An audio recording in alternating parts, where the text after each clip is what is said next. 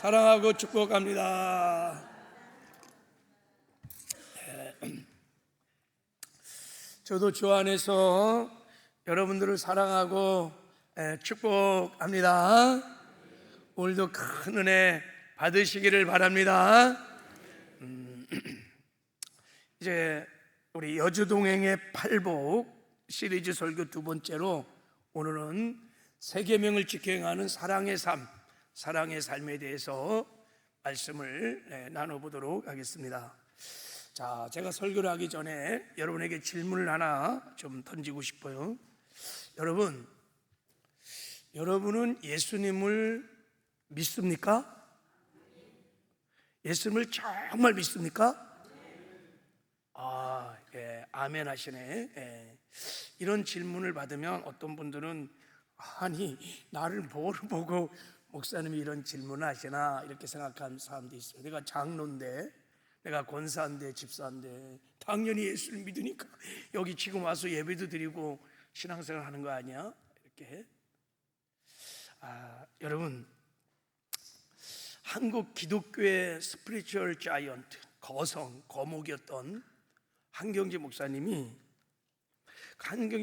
생애를 기념하는 그 자서전의 책의 제목이 뭔지 아세요?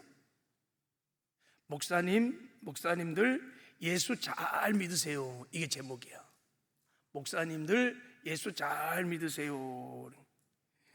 왜 이런 제목을 정했냐면, 제 한경지 목사님이 목회 은퇴를 하시고 남한산성에 머물러 계셨습니다. 자, 우리 한번 그림 좀 보면 AI가 그린 건데, 남한산성에서 이제 머물러 계신 동안에 한경지 목사님께 각 교단의 기라성 같은 목사님이 문안을 온 거예요. 문안을 왔어요.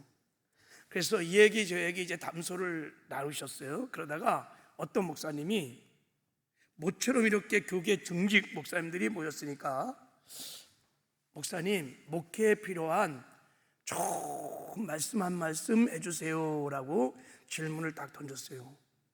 그때 한경지 목사님이 아주 골똘히 깊이 생각하시다가 아주 충격적인 말을 했습니다. 한마디 딱 하셨어요. 그래서 목사님들이 얼마나 당황했는지, 저 자리에는 교회를 여러분 수천 명, 수만 명 섬기는 목사님들도 있고, 이름만 대도 기라성 같은 목사님들이 다 모여있는 그 자리에서 한경재 목사님이 뭐라고 말씀을 하셨냐면, 얼마나 충격을 받았는지 저 얼굴 표정을 보세요. 뭐라고 그러셨냐면, 목사님들 예수 잘 믿으십시오 한마디 하고 딱 막혔어요. 아니, 목사님들에게 예수를 잘 믿으라는 거예요. 그러니 목사님들 얼마나 당황했는지 그때 그 충격이, 그래갖고 목사님의 돌아가신 다음에 자서전의 제목이 목사님들 예수 잘 믿으세요 라는. 여러분, 한경지 목사님이 평생 하나님을 경외했던 목사님이죠, 그죠? 왜 목사님들에게 저런 말씀을 하셨을까요? 그래서 제가 여러분에게 질문한 거예요. 저런 질문을 했던 한경지 목사님의 속마음은 그 책을 보면 이런 것입니다. 우리가 저 질문의 의미를 알려면 예수를 믿는다는 것이 무엇인지를 우리가 한번 깊이 생각해 봐야 돼요. 여러분, 내가 예수를 믿는다는 게 무슨 뜻일까요? 한번 생각해 보셨어요? 요한복음 1장 12절에 보면 영접하는 자, 곧 그 이름을 믿는 자들에게 하나님의 자녀가 되는 권세를 주셨느니라 그랬어요. 예수를 믿는다는 것은 살아계신 주님, 만왕의 왕이신 예수님을 내 마음에 영접하는 것입니다. 예수를 믿는다는 것은 영접하는 것입니다. 그러면 예수님을 내가 주인으로 영접했다는 것은 무슨 뜻일까요?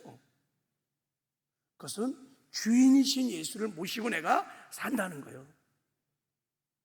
주인 되신 주님의 뜻대로 산다는 거예요. 주님을 모시고 주님과 날마다 동행을 한다는 거예요. 이거를 예수님을 믿는다고 하는 것입니다.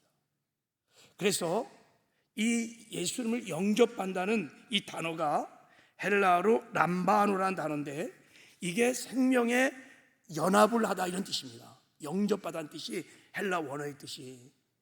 그러니까 우리가 예수를 믿을 때 우리가 예수님 안에, 예수님이 우리 안에 생명의 연합이 일어나서 예수님과 한 몸이 된다는 거예요. 그래서 이 땅에 사는 동안에 왕이신 예수를 모시고 주님과 동거, 동행, 동역, 예수님과 동행하는 삶을 살게 된다는 것입니다. 할렐루야. 그래서 예수님께서 너희들이 나를 믿을 때 어떤 구원을 받는지를 자세하게 요한복음 6장에 설명을 하셨습니다. 내 살과, 자 말씀 한번 볼게요. 내 살과 내 피를 마시는 자는 영생을 가졌고 영생을 얻는다는 거예요. 그거로 끝나는 게 아니에요. 내 살과 내 피를 먹는 자, 예수를 영접하는 자, 예수를 믿는 자는 너희가 내 안에, 내가 너희 안에 생명의 연합이 일어난다는 거예요. 주님은 포도나무, 우리는 가지, 주님은 우리의 머리, 우리는 그분의 영광스러운 몸이 된다는 거예요. 더 나가서 예수를 믿는 자, 예수를 영접하는 자들에게는 이 땅에 사는 동안에 나로 말미암아 살리라, 너는 죽고 예수로 산다는 거예요. 예수와 동행하는 삶을 살게 된다는 것입니다. 할렐루야. 자, 그래서 이제 한경지 목사님이, 목사님들 예수를 정말 믿습니까? 라고 질문하는 의도는, 요즘 목사님들 예수를 정말 주인으로 모시고 사십니까? 라는 뜻이에요. 지금 주님과 함께 동행을 하십니까? 주인 되신 주님의 뜻대로 지금 목회를 하십니까? 라는 질문입니다. 목사님들이 이 질문 앞에 너무 당황해서 이 깊은 뜻을 이해하지 못하고 아무도 그 자리에서 아멘한 사람이 없었대요. 이제 여러분에게 묻겠어요. 여러분, 요즘 여러분은 예수를 정말 믿습니까? 아멘이 짧잖아 벌써. 정말 예수를 내 삶의 주인으로 믿고 주님이 나와 함께 사는 걸 믿고 날마다 일상의 삶에서 주님과 함께 동행하며 주님의 영광을, 주의 나라를 드러내고 나타내는 아름다운 삶을 사십니까? 라는 질문이에요. 막 내 뜻대로, 내 고집대로, 내 욕심대로 살지 아니하고 내 안에 사시는 영광의 주님, 주님의 뜻대로 살고 계십니까? 라고 하는 질문입니다. 이 질문 앞에 저와 여러분이 아멘, 아멘, 아멘, 언제나 아멘하는 은혜가 있기를 주님의 이름으로 축복합니다. 이게 아멘이 탁 돼야 돼요. 예, 주님, 오늘 날마다 주님과 인격적인 친밀한 교제를 나누면서 주님과 날마다 동행합니다. 임마누엘의 인재를 누리면서 내가 가는 곳마다 주의 향기가 되고 주의 영광을 드러내는 아름다운 삶을 살고 있습니다. 할렐루야. 여기에 진정성을 가지고 아멘 할 수 있다면 여러분 정말 가장 큰 축복을 받은 복 있는 자인 것을 믿으시기 바랍니다. 행복한 자인 것을 믿으시기 바랍니다. 예수를 영접해서 예수님을 모시고 사는 것, 이것이 얼마나 놀라운 축복인지, 자, 신명기 33장 29절 이렇게 말합니다. 이스라엘이여, 너는 행복한 사람이로다. 여호와의 구원을 너같이 얻은 백성이 누구냐? 우리가 예수를 영접하여 구원을 받았다는 것, 이것은 놀라운 축복이에요. 그래서 우리가 복 있는 자 중에 복 있는 자, 행복한 자라는 것입니다. 사도 바울은 예수를 영접하여 왕이신 주님을 모시고 사는 것을 그래서 어떻게 고백했냐면 이렇게 고백했어요. 우리가 이 보배를 질그릇에 가졌으니, 이렇게 이 보배를 질그릇에, 질그릇 같은 인생에 내가 보배이신 예수를 모시고 산다는 거예요. 말씀드렸죠 제가. 왜 내 안에 사시는 주님이 보배이시냐면, 왜 사도 바울이 그렇게 고백했냐면, 하나님이 우리에게 주신 최고의 은혜가 예수님이기 때문입니다. 하나님이 우리에게 주신 최고의 은혜, 최고의 영광, 최고의 축복, 최고의 권세, 최고의 능력이 예수님을 우리에게 주신 것입니다. 할렐루야. 왜 그러냐면 예수님 안에 하나님의 모든 축복이, 은혜와 영광이, 능력이, 생명이, 천국이, 지혜와 명철이, 부여와 건강과 축복이 다 있기 때문입니다. 예수 안에. 그래서 우리가 예수를 믿고 구원을 받아 하나님의 자녀가 되었을 때 에베소 1장에 보면 하늘에 신령한 모든 복을 다 주었느니라 그러는 거예요. 하나님이 하늘의 모든 복을 다 주었다는 거예요. 야, 여러분, 예수 안에 하늘에 신령한 모든 복이 다 있는 것을 믿으시기 바랍니다. 그래서 주님 한 분만으로 충분하다고 그러는 거예요. 저는 누군가가 목사님의 매력이 무엇입니까? 라고 묻는다면 저는 거침없이 제 안에 계신 예수님이다 라고 대답할 거예요. 목사님이 받은 최고의 은혜가 무엇입니까? 내 안에 계신 예수님입니다. 목사님이 받은 최고의 축복이 무엇입니까? 내 안에 계신 예수님입니다. 목사님의 생에서 가장 큰 기적이 무엇이었습니까? 내 안에 계신 예수님이십니다. 목사님이 갖고 계신 최고의 재산은 무엇입니까? 내 안에 계신 예수님이십니다. 목사님이 자랑하고 싶은 최고의 자랑거리는 무엇입니까? 당연히 내 안에 계신 예수님이십니다. 여러분에게 누군가 질문하면 여러분이 받은 최고의 축복, 최고의 은혜가 무엇입니까? 어떻게 대답하실랍니까? 내 안에 계신 예수님. 여러분이 가진 최고의 재산 무엇입니까? 우리 집이에요? 빌딩이에요? 통장이에요? 내 안에 계신 예수님이십니다. 내 인생에 일어났던 최고의 기적은 예수님이 주의 성령으로 내 안에 오신 임마누엘의 하나님이십니다. 할렐루야. 여러분, 임마누엘 복음이 깨달아지고 믿어지면 이 사도 바울의 고백이 조금 이해가 됩니다.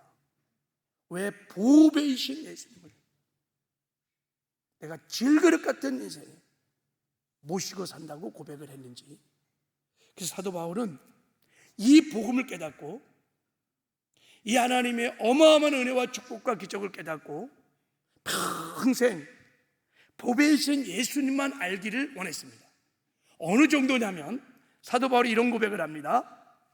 자, 뭐라고 고백했냐면 무엇이니 내게 유익하던 것을 내가 그리스도를 위하여 다 해로 여길 뿐더러 또한 모든 것을 해로 여김은 내 주 그리스도 예수를 아는 지식이 가장 고상하기 때문이라. 내가 그를 위하여 모든 것을 버리고 배설물로 여김은 그리스도를 얻고 그 안에서 발견되려 함이니 그랬어요. 여러분, 이 말이 무슨 말입니까? 내 안에 사시는 보배이신 예수님을 정말 나는 알고 싶다. 그분을 정말 누리고 싶다.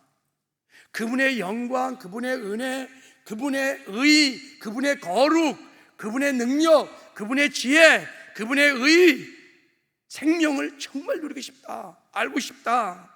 그래서 자기가 그동안 좋아했던 것, 돈, 명예, 권력, 학벌, 지식 이런 거 다 해로 버린다는 거예요.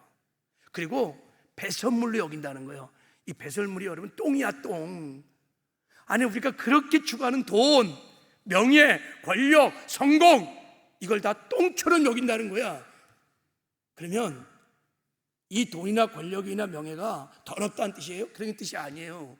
그런 것을 소유하는 것이 잘못됐느냐? 그런 뜻이 아닙니다. 내 안에 계신 보배신 예수님과 비교해 보니 이것은 정말 아무것도 아니라는 거예요. 똥 같다는 거예요. 너무너무 무가치한 것들.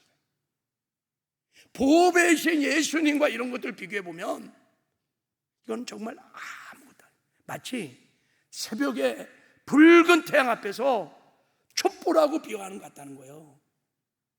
촛불이 여는 태양빛 앞에서, 지구촌을 밝히는 태양빛 앞에서 그게 가당치나 합니까? 비교가? 그래서 내 안에 계신 예수님, 그분만 알기 원하고, 그분만 사랑하기를 원하고, 그분만 의지하기를 원하고, 그분을 누리기를 원합니다. 예수님 한 분만으로 충분합니다. 예수님 한 분만으로 충분합니다. 예수님이 나와 함께하기에 나는 부족함이 없습니다라는 신앙의 고백입니다. 이 임마누엘 복음을 깨달았던 한 목사님이 노래를 지었어요. 복음성가를 지었는데, 제가 보기에는 이 송경미 목사님은 이 복음을 갈파하고 있는 분이십니다. 진짜 내 안에 계신 보배이신 예수님, 하나님의 전부이시며 하나님의 최고의 은혜, 기적, 영광이라는 것을 이분은 정말 믿었기 때문에 이런 가사가 나올 수 있었던 것입니다. 충만이라는 노래죠. 무명이어도 공허하지 않는 것은 예수 안에 나 만족합니다. 가난하여도 부족하지 않는 것은 예수 안에 오직 나는 부유함이라. 고난 중에 견딜 수 있는 것은 주의 계획 믿기 때문이라. 실패하도 일어날 수 있는 것은 예수 안에 오직 나는 승리함이라. 나 예수로 충만하네. 나 예수로 충만하네. 영원한 왕 내 안에 살아 계시네. 할렐루야.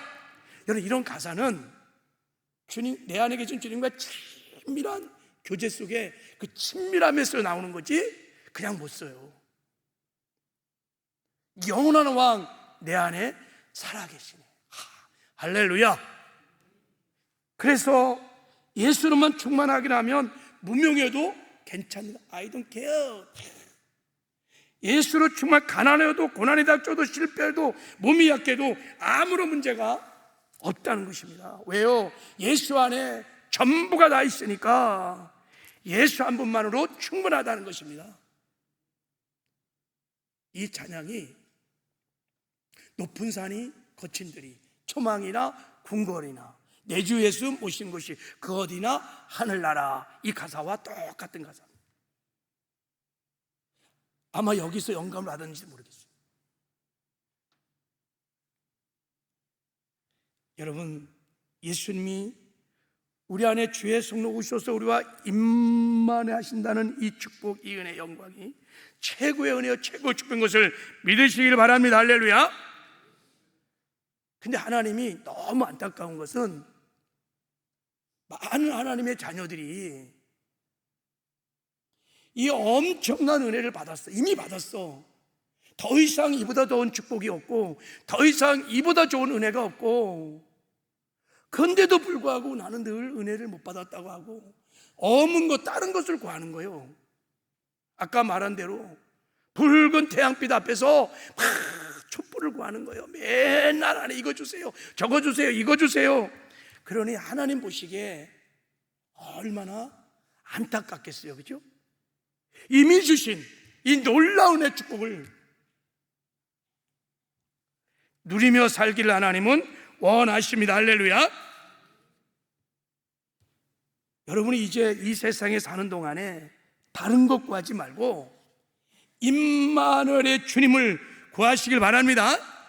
예수님 그 자체를 구하시기를 바랍니다. 할렐루야. 그럼 어떻게 이 임마누엘의 주님을 실제로 누리며 살 수 있을까요? 내 안에 계신 주님의 은혜, 주님의 인격, 주님의 성품, 주님의 의, 주님의 거룩함, 주님의 생명, 이런 걸 어떻게 우리가 누리며 살 수 있을까요? 그 비결을 지난주에 말씀하셨어요. 딱 한 가지밖에 없어요.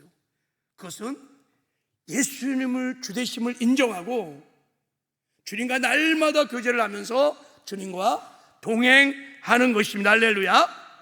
여주 동행, 주인이신 왕이신 송경미 목사님 말한 것처럼 영광의 왕이 내 안에 살아계시네. 할렐루야. 왕이신 주를 모시고 그 주님과 동행하기 시작하면 우리가 이 땅에서 임마누엘의 은혜와 축복과 영광을 누리며 살게 될 줄 믿습니다. 우리가 누려야 나를 통해서 내 안에 계신 주님의 영광이 나타납니다.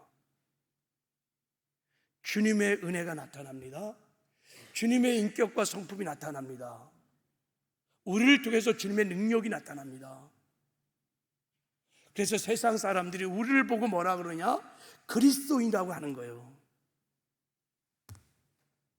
하나님은 그래서 우리가 임만의 축복을 누리며 살아서 임만의 영광을 드러나타내는 세상에 선한 영향을 미치는 아름다운 삶을 살기를 원하십니다. 할렐루야. 여러분이 아무리 막 착하고 막 선하게 하고 막 내 권력과 뭐 명예와 뭐 지식과 뭐 실력과 경험을 아무리 세상에 자랑해도요, 사람들 감동 안 받아요.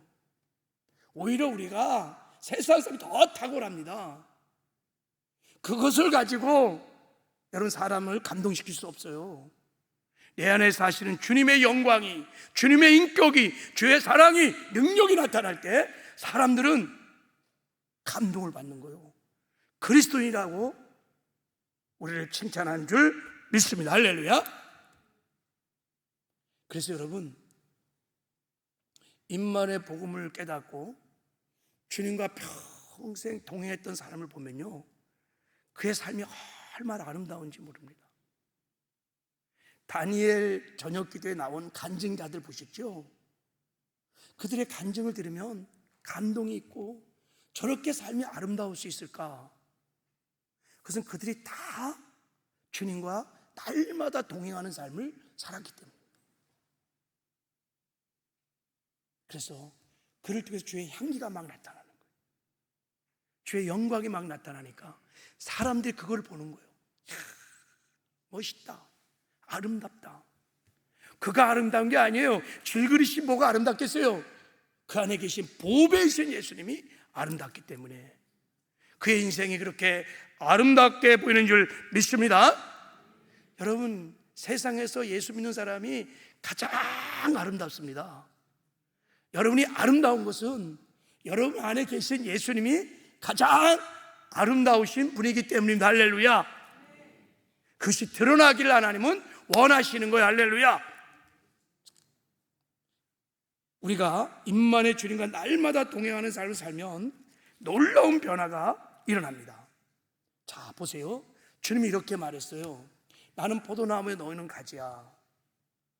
너희가 내 안에, 내가 너희 안에 거하면 열매를 많이 맺는다. 이렇게 열매를 많이 맺는다.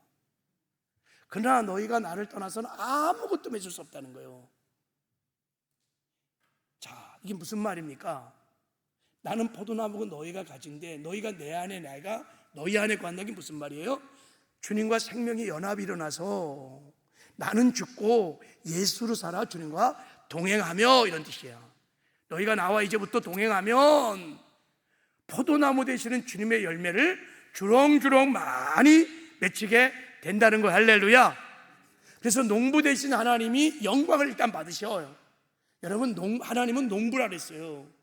농부는 여러분 무성한 이파리, 무성한 나무, 그것 때문에 영광을 받는 게 아니에요. 우리를 통해서 포도나무 되시는 주님의 열매가 맺혀져야 하나님은 영광을 받는 것을 믿으시기 바랍니다. 여러분, 하나님을 정말 영화롭게 하고 하나님께 영광을 돌리는 삶은 내 안에 포도나무 되시는 주님의 열매가 맺어야 되는 거예요. 주님과 동행하면 포도나무 되시는 열매, 축복들이 막 맺어질 줄 믿습니다. 저는 이 열매를, 이 축복들을 여주동행의 팔복이라고 부르고 싶다고 말씀을 드렸습니다. 그래서 지난주에 여주동행의 첫 번째 열매, 첫 번째 축복을 말씀드렸어요. 그것은 주님과 동행하면 두려움이 없다는 거예요. 하나님의 평강을 누리며 산다는 거예요. 주님과 동행한 사람은 절대 두려움에 지속적으로 잡히지 않아요. 그게 특징이에요. 염려, 근심, 좌절, 낙담, 두려움이 없습니다. 전능하신 하나님이 하늘과 땅의 모든 권세를 가진 주님이 나와 함께한다는 임재 안에 살아가는 사람이 무엇을 두려워하겠어요? 두려움이 없어요. 뒷데디오스, 결코 염려하지 않은 사람들, 결코 두려워하지 않은 사람들, 이것이 여주동행의 첫 번째 축복입니다. 나를 점검해 봐야 돼요. 내가 막 염려하고 근심하고 늘 신앙생활 하면서도 막 두려워하고, 그것은 여러분 주인 되신 주님을 내가 믿지 않는 거야. 주님과 동행이 않는 거야. 주님과 인격적인 교제가 지금 없어. 그래서 두려운 거예요, 여러분. 환경 때문에 두려운 게 아니에요. 환경이 바뀌어도 여러분 여전히 두려워합니다. 돈이 없어 두려운 게 아니에요. 돈이 있어도 여전히 두려워합니다. 여러분, 주님과 나와 함께 한다는 임재가 느껴지면 두려움은 다 사라질 줄 믿습니다. 두 번째, 이제 여주동행을 통해서 우리가 누릴 수 있는 두 번째 복은 사랑의 삶을 산다는 거예요. 세 계명에 순종해서 사랑의 삶을 산다는 거예요. 주님과 동행하면 여러분 사랑의 열매가 주렁주렁 맺히기 시작합니다. 내 삶에 사랑의 열매가 맺혀지지 않으면 내가 만왕의 왕이신 만주의 주가 되신 주님과 지금 동행을 하지 않는 거예요. 이게 증거입니다.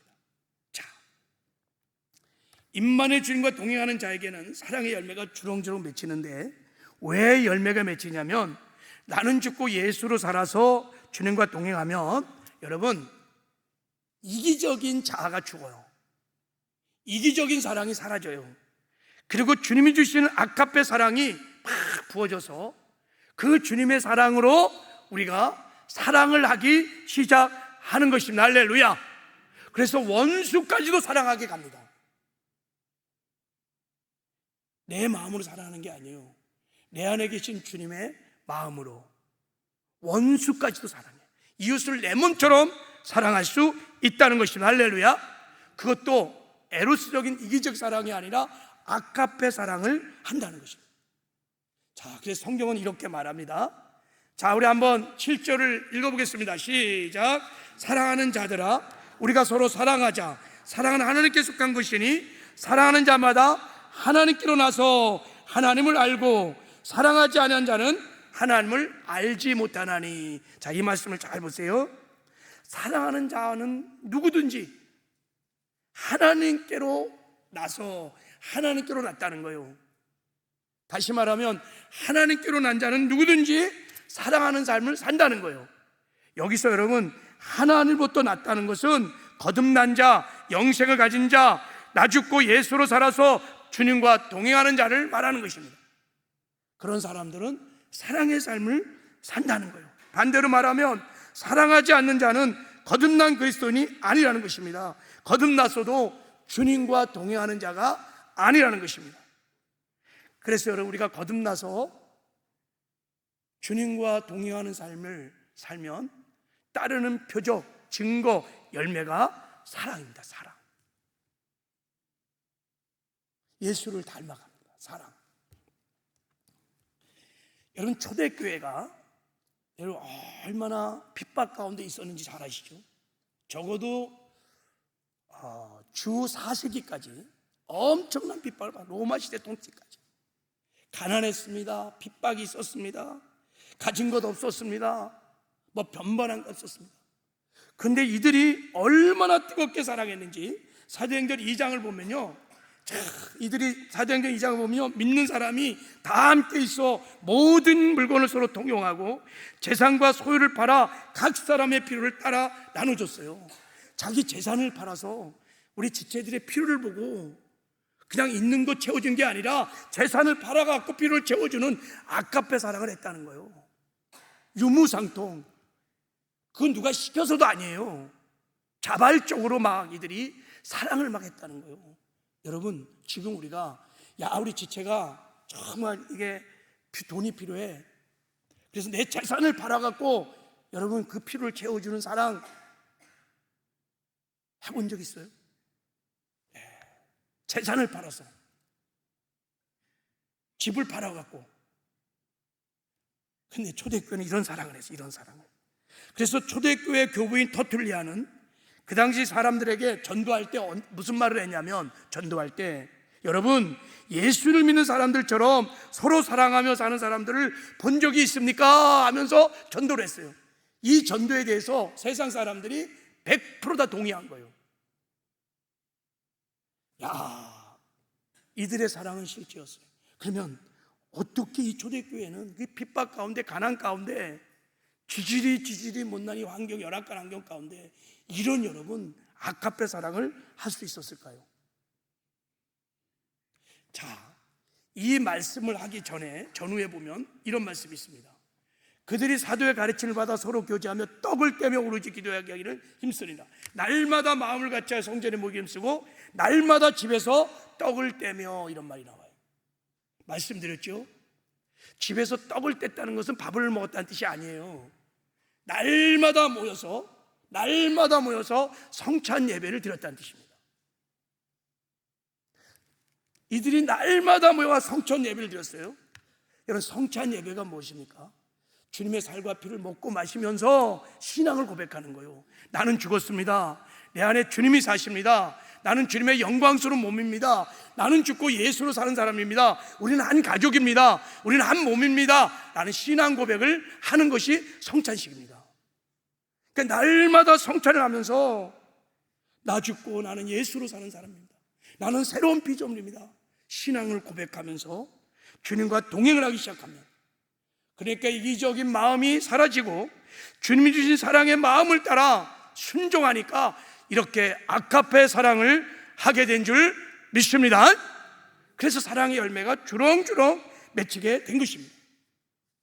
그 핍박 가운데, 가난 가운데, 열악한 고난 가운데, 환경 가운데 초대교회 성도들이 아카페 사랑을 할 수 있었던 것은 그들의 인격이 훌륭해서가 아닙니다.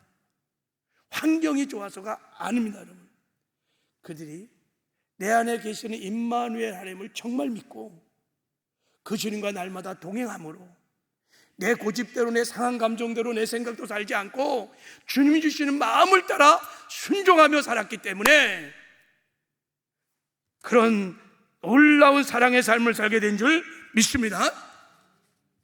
이런 초대교회 문서를 보면 이런 역사적 기록이 굉장히 많이 있습니다.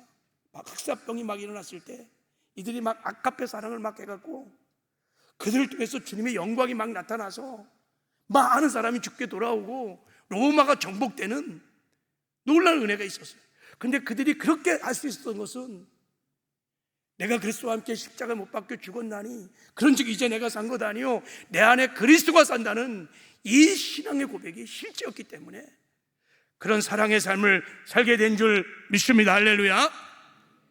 자, 그러므로 이제 내가 예수를 믿는다고 해요. 예수를 주여 주여라고 부르면서 여전히 미운 사람이 있어. 나에게 상처를 준 사람을 여전히 용서하지 않고 있어. 교회를 같이 다니면서도 무관심하고 지체의 아픔과 고통과 필요에 전혀 관심이 없어. 그러면 여러분, 그거 예수를 믿는다고 할 수 없습니다. 머리로는 믿을지 모르지만 예수를 영접한 것은 아니에요. 적어도 주님과 동행하는 사람이 아니에요. 여러분, 왕이신 주님을 믿고 주님과 동행하면 절대 여러분 사람을 미워할 수가 없습니다. 지속적으로 그렇게 미워할 수가 없어요. 미워하더라도 상처를 받으니까 순간 미워할 수 있겠죠. 바로 애가하고 용서를 구하든지 용서를 합니다. 주님과 동행의 열매가 사랑이기 때문인 것입니다. 그러면 왜 우리가 주님과 동행해야만 이 아카페 사랑을 살 수 있을까요? 이게 성경의 진리입니다. 우리가 주님과 동행해야만 아카페 사랑을 할 수 있어요. 에로스 사랑, 이기적인 사랑 그런 거 말고 우리는 근본적으로 아카페 사랑을 할 능력이 전혀 없습니다. 우리는 나밖에 모르는 이기적인 죄성, 본성을 갖고 있습니다. 그래서 얼마나 이기적인지 모릅니다. 그래서 이타적인 아카페 사랑을 하는 것은 쉽지 않을 뿐만 아니라 거의 불가능합니다. 다 계산해갖고 기브 앤드 테이크 다 잔머리 돌려갖고 다 섬기고 다 합니다. 순수하게 무조건적으로 희생적으로 상대의 피를 채워주는 아가페 사랑은 거의 불가능합니다. 그래서 주님께서 우리에게 아가페 사랑을 하라고 새 계명을 주신 것입니다. 새 계명. 여러분, 새 계명이 무엇입니까? 자, 우리 한번 읽겠습니다. 시작.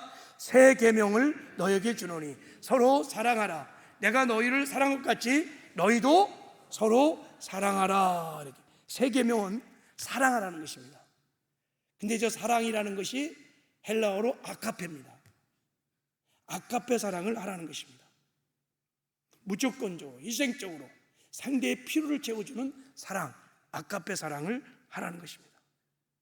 근데 놀라운 것은 저 말씀을 보면, 자, 내가 너희를 사랑한 것 같이 너희도 서로 사랑하라 라고 말할 때 원문을 보면 마땅히 해야 할 당위적 명령이고 약속입니다. 무슨 말이냐면 우리가 마땅히 사랑을, 아가페 사랑을 해야만 한다는 거예요. must. 그리고 또 마땅히 그렇게 사랑할 수 있게 된다는 뜻을 갖고 있습니다. 자, 다시 말하면 거듭난 그리스도인들은 마땅히 이 땅에 사는 동안에 아가페 사랑을 해야만 하고, 그리고 거듭난 그리스도인들은 마땅히 그렇게 아가페 사랑을 할 수 있게 되어진다는 뜻입니다. 할렐루야. 여기 우리 소망이 있어요. 그리스도인들은 아가페 사랑을 할 수 있는 유일한 세상의 유일한 사람들입니다. 지금 그걸 말하고 있는 거예요, 주님 예수님. 그래서 예수님께서 서로 사랑하라는 계명을 새 계명이라고 해요. 새 계명. 자, 이 새 계명이라는 뜻이 무슨 뜻이냐면, 여러분, 헬라어에서 새롭다는 뜻은 두 가지 단어가 있습니다. 하나는 네오스, 하나는 카이노스라는 단어를 쓰는데, 네오스는 시간적으로 최근에 생긴 것, 이렇게 말하는 거예요. 내가 새로 산 시계 할 때, 새로운 시계, 내가 집을 새롭게 샀다 할 때는 네오스라는 단어를 씁니다. 근데 카이노스라는 단어는 질적으로 완전히 새로운 것, 이전과 한 거는 비교할 수 없는 본질적인 차원이 다른 새로운 것, 이럴 때 카이노스라는 단어를 씁니다. 그러면 여러분, 새 계명이라고 말할 때 네오스라는 단어를 썼을까요? 카이노스라는 단어를 썼을까요? 카이노스입니다. 카이노스 에톨레, 이렇게 썼어요. 그 말은 새 계명은 옛 계명과 질적으로 차원이 전혀 다른 계명이라는 뜻입니다. 내가 너희들에게 옛 계명하고는 전혀 질적으로 차원이 다른 새 계명을 주노니, 이렇게 말하는 거예요. 그럼 뭐가 다르다는 거예요? 두 가지가 다릅니다. 새 계명은 사랑하는 주체가 다르다는 거예요. 내가 사랑하는 게 아니에요. 내 안에 계신 예수님이 나를 통해서 사랑한다는 거예요. 주체가 달라요. 사랑하는 수준과 방법과 능력이 달라요. 내 능력으로 사랑하는 것이 아니라 나와 함께 하시는 주님의 능력으로 사랑을 하는 거예요. 수준이 옛 계명과 전혀 달라요. 예수님이 너희를 사랑한 것처럼 사랑하라는 거예요. 그래서 새 계명입니다. 새 계명. 카이네스 에톨렌, 이렇게 부른 것입니다. 자, 수요 예배 때 제가 이제 새 언약과 옛 언약과 새 언약, 새 생명과 옛 생명을 이해하셔야 여러분 이 새 계명을 이해할 수 있습니다. 옛 생명은 절대 죽었다 깨어나도 아가페 사랑을 못합니다. 그래서 하나님께서 옛 생명은 죽여버리고 우리에게 새 생명을 주셔서, 새 언약의 백성에게 새 생명을 주셔서 이 아가페 사랑을 알 수 있도록 하신다는 거예요. 할렐루야. 자, 그래서 예수님께서 서로 사랑하라는 계명을 주시면서 구체적으로 사랑하는 방법을 우리에게 말씀하십니다. 이렇게 말씀하시는 거예요. 자, 다시 한번 읽겠습니다. 시작. 새 계명을 너에게 주노니 서로 사랑하라. 내가 너희를 사랑한 것 같이 너희도 서로 사랑하라. 이렇게 말했어요. 너희가 사랑하되 내가 너희를 사랑한 것 같이 너희도 사랑하라, 이렇게 말했어요. 이 말은 두 가지 의미가 있습니다. 하나는 사랑의 수준을 말하는 거예요. 에로스 사랑하지 말고 내가 너희를 아가페 했던 것처럼 아가페 사랑을 하라는 뜻이고, 또 하나는 사랑하는 방법과 능력을 가르쳐 주는 것입니다. 어떻게 사랑하는가, 사랑할 수 있는 능력이 어디서 오는가를 가르쳐 주는 것입니다. 그것은 예수님이 너희를 사랑을 같이 그렇게 하면 너희들도 사랑을 할 수 있다는 것입니다. 자, 여러분, 예수님이 우리를 어떻게 사랑하셨습니까? 멸시 천대를 다 받으시고 십자가 고난을 당하시고 당신의 생명을 십자가 내어주기까지 우리를 사랑하셨습니다. 그 사랑을 여러분 어떻게 하셨을까요? 예수님이 말씀하십니다. 내가 너희를 사랑한 것처럼 사랑하라는 거예요. 여러분, 예수님이 이 땅에 사는 동안에, 공생의 기간 동안에 예수님은 스스로 한 일이 일도 없습니다. 예수님이 하는 말들, 예수님이 행동한 모든 것들은 다 하나님을 모시고 하나님 아버지가 주시는 뜻을 따라, 아버지가 주시는 마음을 따라 그렇게 말하고 행동했다고 말씀하십니다. 자, 보세요. 자, 우리 요한복음 5장 19절 자, 읽겠습니다. 시작. 내가 진실로 너희에게 이르노니 아들이 아버지께 하신 일을 보지 않고는 아무것도 스스로 할 수 없나니 아버지께서 행하신 그것을 아들도 그와 같이 행하느니라. 자, 10절도 시작. 내가 아버지 안에 거하고 아버지는 내 안에 계신 것을 내가 믿지 아니하느냐. 내가 너에게 이른 말은 스스로 하는 것이 아니라 아버지께서 내 안에 계셔서 그 일을 하시는 것이니라. 내가 아버지 안에, 아버지가 내 안에 사신다는 거예요. 무슨 말입니까? 예수님이 이 땅에 사는 동안에 하나님 아버지를 주인으로 모시라는 거예요. 그리고 주님을 아버지와 늘 친밀한 교제를 하는 거예요. 새벽 미명에 밤이 맞도록 다 교제를 하면서 하나님의 뜻을 구해, 하나님의 마음을 구해. 하나님 이럴 때는 어떻게 할까요? 어떻게 하면 하나님 아버지의 기쁨이 될까요? 늘 하나님의 뜻, 하나님의 마음을 구해. 그럼 하나님 마음이 부어지면, 하나님의 뜻을 알게 되면 예수님은 자기 뜻대로 하지 않아.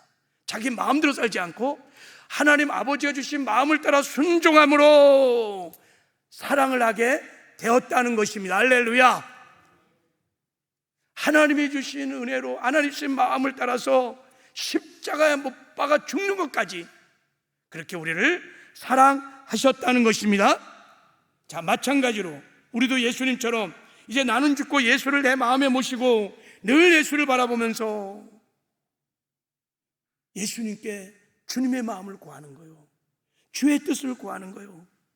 그래서 주님의 마음이 부어지면 내 마음대로 살지 말고 주님의 마음을 따라 살기 시작하면 우리도 예수님처럼 아가페 사랑을 하게 될 줄을 믿습니다. 그래서 여러분, 이 아가페 사랑의 시작은, 이 아가페 사랑은 내 안에 사랑의 왕으로 계신 예수님으로부터 시작되는 것입니다. 우리가 할 수 있는 것은 내가 예수와 함께 죽었다는 진리를 믿고 고백하는 것입니다. 그러면 예수님이 역사하시는 거예요. 여러분, 나는 죽었습니다. 이기적인 나는 죽었습니다. 사랑입니다. 내 안에 사랑의 주님이 사십니다. 이것이 사랑인 것입니다. 그래서 사랑하려고 노력하는 것이 아니라 사랑은 되어진다고 주님이 말씀하신 것입니다. 내가 죽고 예수로 살아 주님과 동행하기 시작하면 주님이 주시는 긍휼의 마음을 가지고 불쌍히 여기기 시작하고, 주님이 주시는 용서의 마음을 가지고 용서하기 시작하고, 주님이 주신 사랑의 마음을 가지고 우리가 사랑하며 살게 된다는 것이에요. 할렐루야. 이게 그런 뜻이에요. 주님이 지금 우리가 사랑하는 법을 가르쳐 주는 거예요. 이 사랑의 법을 배워서 원수까지 사랑했던 대표적인 목사님이 누구시죠? 손양원 목사님. 손양원 목사님, 여러분, 나환자촌에서 그들의 피고름을 빨았다 그러잖아요. 야, 그런 사랑 할 수 있을까요?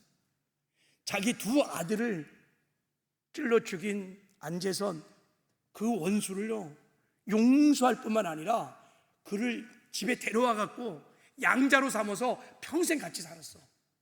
여러분, 그것이 가능해요? 근데 손영원 목사님은 그런 사랑을, 아가페 사랑을 했어요. 어떻게 그런 사랑을 했을까요? 그것도 평생 맨날 안재선이 같이 먹고 사는 거야. 근데 자기 아들을 죽인, 두 아들을 죽인 원수인데 어떻게 그게 가능합니까? 두 아들을 장례할 때 손영호 목사님이 9가지 감사 기도를 했어요. 그 기도에 보면 그 비밀이 있습니다. 자, 우리 한번 기도문을 한번 읽어볼게요. 자, 시작.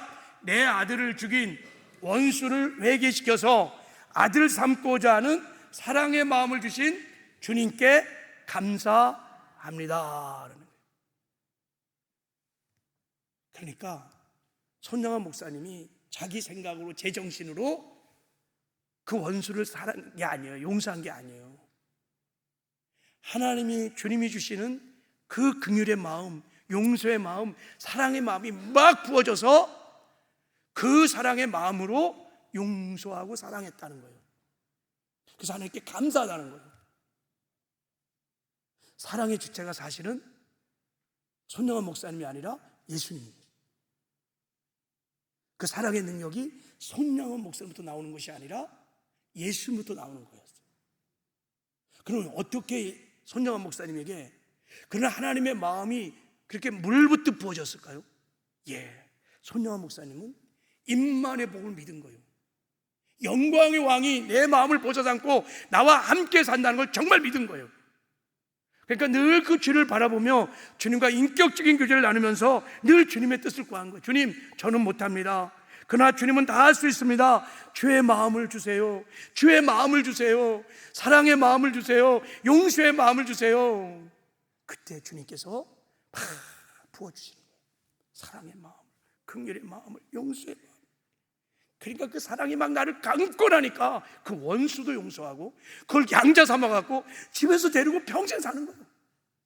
그래서 손영환 목사님을 통해서 여러분, 사랑의 원자탄, 내 안에 계시는 임만의 주님이 막 드러난 거예요. 드러났어요.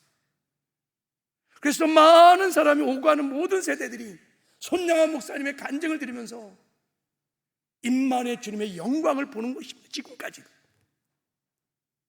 주님이 오늘 뭐라고 말씀하시냐면, 너희가 서로 사랑하면 이로써 모든 사람이 너희가 내 제자인 줄을 알게 되리라. 이게 무슨 말입니까? 우리가 예수를 닮아가서 제자가 된다는 뜻을 넘어서 우리를 통해서 우리가 사랑할 때 세상에 우리가 예수님을 드러내고 나타나게 된다는 것입니다. 언제? 아카페 사랑을 할 때.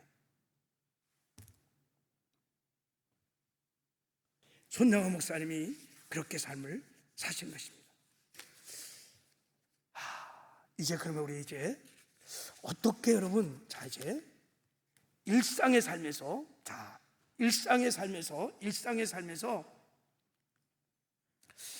어떻게 우리가 아카페 사랑을 하며 살 수 있을까 하는 거예요. 이제 구체적으로. 자, 여러분, 세계적인 예언자 선지자인 밥 조슨이 1975년 8월 8일 날 질병으로 죽었어요. 잠깐 죽었다가 천국 갔다 오셨습니다. 자, 죽었어요. 그래서 천국에 딱 갔는데 천국 문 앞에서 하나님의 음성이 들려왔대요. 이렇게 들렸대요. 너는 사랑하는 법을 배웠느냐? 그랬나요? 제가 그 간증을 읽으면서 굉장히 충격도 받았고 굉장히 귀한 사실을 깨달았어요. 아, 사랑하는 법이 있구나. 사랑하는 법이 있구나. 그리고 사랑은 부단히 연습하는 거구나. 배워, 훈련이구나. 사랑은 여러분, 내 능력으로, 내 노력으로 되지 않습니다. 내가 죽어야 합니다. 내 안에 주님이 사셔야 우리는 아카페 사랑을 할 수 있습니다. 그것을 배웠느냐 이렇게 묻는 거예요. 그리고 사랑의 삶을 살았느냐 묻는 거예요. 그 사랑의 열매를 보자 그러는 것입니다. 여러분, 그래서 우리가 일상의 삶에서 아카페적인 삶을 살아내려면 여러분, 우린 부단히 지금부터 사랑의 연습을 해야 합니다. 사랑은 훈련입니다. 먼저 임만의 복음을 진짜 믿으셔야 합니다. 나는 죽었고 나밖에 보는 이기적인 자, 옛사람이 십자가에 못 박힌 것을 여러분 정말 믿으시길 바랍니다. 할렐루야. 옛사람은 여러분 내가 막 죽으려고 몸부림친다고 죽는 게 아니에요. 그냥 주님이 다 일어났던 것을 그냥 아멘하고 믿는 거예요. 자아의 죽음은 믿음으로 일어난 사건이지 애쓰고 노력한다고 죽는 게 아닙니다. 믿는 거예요. 그리고 내 안에 주님이 계시다는 것을 믿는 것입니다. 할렐루야. 우리가 예수를 영접한 것입니다. 영접했죠. 할렐루야. 믿는 거예요. 두 번째, 믿을 뿐만 아니라 이때 이제부터 임만의 복음을 시인하고 고백하고 선포하는 것입니다. 여러분의 일상의 삶에서 나는 죽었습니다. 나밖에 모르는 이기적인 옛사람은 죽었습니다. 내 안에 주님이 사십니다. 송경명 목사님처럼 영광의 왕이 내 안에 살아계십니다 하고 노래를 부르는 거예요. 그리고 주님의 뜻을 구합니다. 주의 마음을 구합니다. 어떻게 하면 주님의 기쁨이 될 수 있을까요, 주님? 이럴 때 주님은 어떻게 하셨을까요? 주의 마음을 주세요. 주의 뜻을 가르쳐 주세요. 그래서 나의 원대로 하지 마옵시고 주님의 뜻대로 주의 마음대로 되게 하여 주십시오. 자꾸 이렇게 주를 바라보며 주님과 교제를 하는 것입니다. 그런 다음에 내 마음대로 내 상한 감정대로 말하고 행동하지 말고 주님이 주시는 뜻대로 주님이 주시는 마음을 따라 순종하기 시작하면 주님과 동행이 일어나기 시작합니다. 할렐루야. 그러면 여러분 우리 안에 사랑의 열매가 주렁주렁 맺히는 주의 영광을 드러내는 아름다운 삶을 살게 될 줄 믿습니다. 여러분 우리가 주님과 동행함으로 사랑의 열매를 맺으면 사랑의 열매를 맺으면 맺을수록 주님은 사랑이기 때문에 우리와 늘 함께 하십니다. 나와 함께하는 임재가 점점 강해집니다. 그 임재가 점점 강해지면 더 사랑하게 됩니다. 더 사랑하게 되면 하나님의 임재가 더 강해집니다. 이렇게 사랑의 선순환이 막 돌아서 우리는 점점 사랑의 사람으로 성장하고 성숙하기 시작합니다. 우리가 운동을 하면 처음에는 근육이 약하지만 계속해서 근육이 성장하는 것처럼 사랑은 연습입니다. 그러면 계속해서 사랑의 사람으로 예수를 닮아가는 성화의 역사가 일어나게 될 줄 믿습니다. 이제 설교를 마치기. 저는 주님이 주신 세 계명을 이제 설명했어요. 사랑의 법을 설명했어요. 이제부터 저와 여러분이 여러분 사랑을 연습하고 사랑하는 삶을 사는 것은 우리의 몫입니다. 이제 각자의 삶의 자리에 가서 가장 작은 것부터 이제 내 마음대로 내 상한 감정대로 하지 말고 주님이 주신 마음을 따라 순종함으로 사랑하는 삶을 살아가시기를 주님의 이름으로 축복합니다.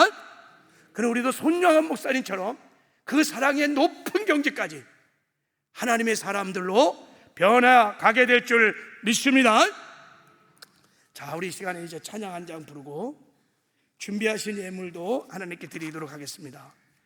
우리 사랑은 언제나 오래 참고 사랑은 언제나 온유하며 사랑은 시기하지 않으며 자랑도 교만도 아니하며 사랑은 물에 이양치 않고 자기 유익을 굳지 않고 사랑은 성내지 아니하며 진리와 함께 기뻐하며 모든 것을 감싸주고 바라고 참고 참아내면 여러분 이런 사랑은 내 힘으로 할 수 없습니다. 이건 불가능합니다. 그래서 내가 죽어야 합니다. 그래서 죽은 것입니다. 이 사랑을 살아내려고 예수님이 우리 안에 오셔서 우리와 임마누엘 함께 하십니다. 우리 한번 나는 죽고 예수로 사는 신앙의 고백을 하면서 찬양의 가사에 마음을 담고 하나님 주님과 동행함으로 사랑의 삶을 살겠습니다 라는 고백을 하면서 찬양을 함께 부르도록 하겠습니다.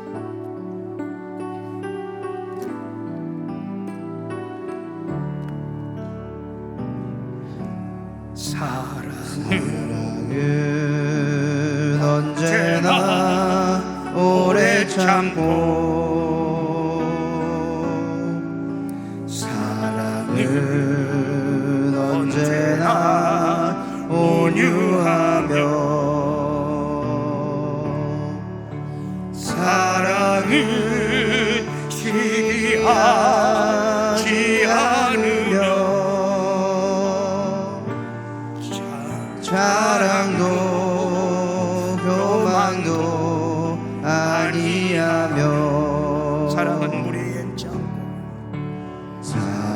사랑은 무례히 행치 않고 자기의 유익을 굳지 않고 자기의 유익을 굳지 않고 사랑은 성내지 아니하며 사랑은 성내지 아니하며 진리와 함께 기뻐하네.